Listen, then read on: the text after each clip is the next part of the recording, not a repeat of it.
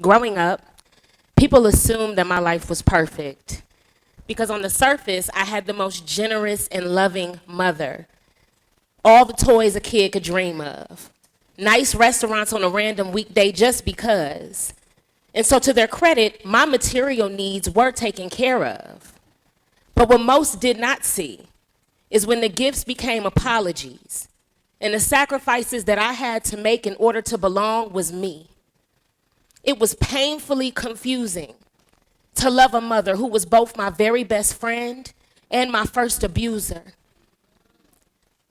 And her triggers didn't always come with a warning. And as her only child, she trained me to be her therapist and a literal punching bag for her unhealed pain that had nowhere to go. I will never forget the first time my beautiful, beautiful 6-foot-tall, sweet mother was violent with me. I was just a little girl, and she picked me up by the collar of my shirt, dug her nails into my skin, slammed my back against the wall, and began to uppercut punch me in the stomach while silently whispering, "You fat, ugly ass bitch. Don't embarrass me in front of my mother effing sister." The punches took my breath away, and it came out of nowhere. I walked out of that room immediately after with a forced smile and a trip to Chuck E. Cheese like nothing ever happened. I felt like it didn't matter if I lived or died in that moment because that was the day that I lost my mother to a rage that I could not predict. And I would spend a lifetime chasing and grieving after the mother I once knew before depression stole her from me.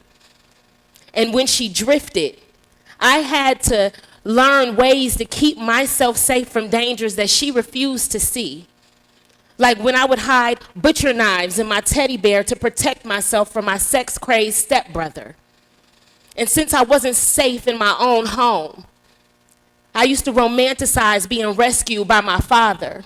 I went from being a daddy's girl to him slamming the door in my face when I showed up to his home and he told me never to come back for the first time because I missed the bus at school.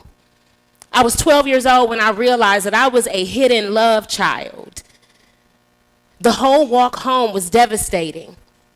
That meant that every single creative daddy-daughter date were just hiding places for his shame. And I became that shame. I saw myself as disposable in every single area of my life. It's like I had a scarlet letter written on my forehead that was short for abomination. I believed that my very existence on this earth was a stain, and that belief almost ended my life. I was 7 years old when I wrote my first suicide note, and again at 15. By my mid-20s, I had become so exhausted from trying to overachieve my way out of my trauma that I broke down. I remember dropping to my knees, asking God, "What is it that you want from me?" And that's when I saw a vision.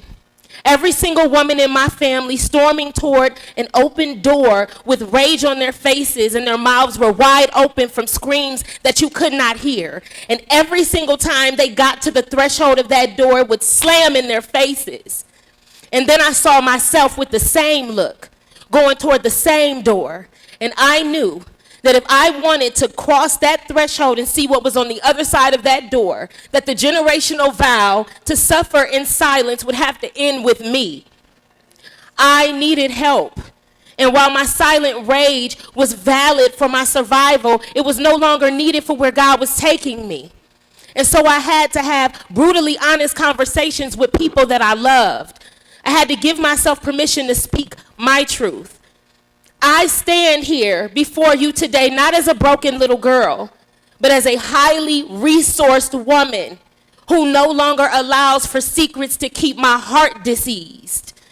And never again will I dim my light to appease those who are in covenant with their own wounds. I consistently invest in therapy. I am a first-generation college graduate in my immediate family.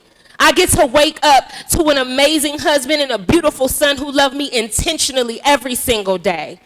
Because I deserve to experience a life where I am seen, I am heard, I am honored, and I am enough. And so do you. My name is Lindsay Raé Perry, and this is my brave.